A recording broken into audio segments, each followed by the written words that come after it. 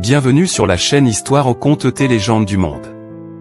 Ici, chaque histoire est une porte ouverte sur les mystères, les sagesses et les traditions des peuples du monde entier.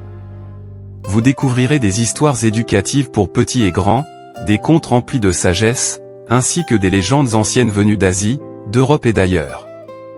Chaque récit est une aventure, une leçon de vie, une étincelle qui nourrit l'imagination. Que vous soyez passionné d'histoire, en quête d'inspiration ou simplement curieux, cette chaîne est faite pour vous. Plongez dans des récits captivants. Laissez-vous inspirer par des histoires intemporelles.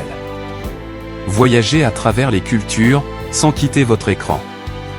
Abonnez-vous dès maintenant et activez la cloche pour ne manquer aucune nouvelle histoire. Parce que chaque légende a quelque chose à vous révéler. Bienvenue dans un monde d'histoires qui marque les cœurs.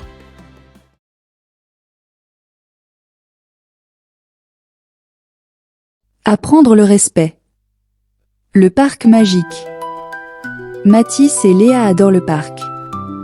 C'est un endroit magique, rempli de fleurs colorées et de grands arbres. Pour eux, c'est le meilleur terrain de jeu du monde, mais ils vont bientôt découvrir que ce lieu a besoin de leur aide pour rester beau.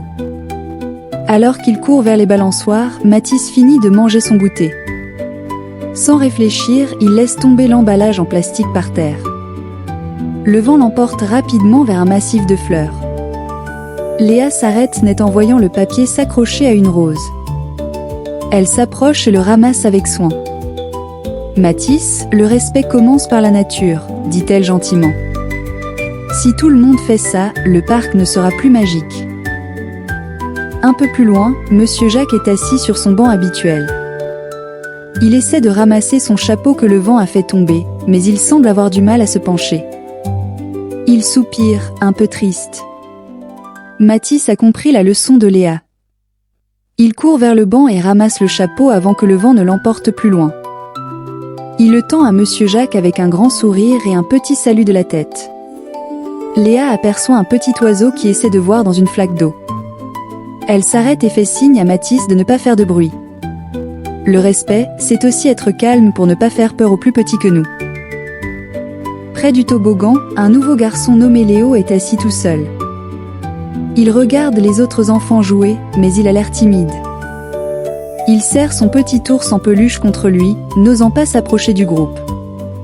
Léa se tourne vers Mathis et lui propose d'inviter le nouveau venu. Elle marche vers Léo et lui tend la main. « Bonjour. Je m'appelle Léa.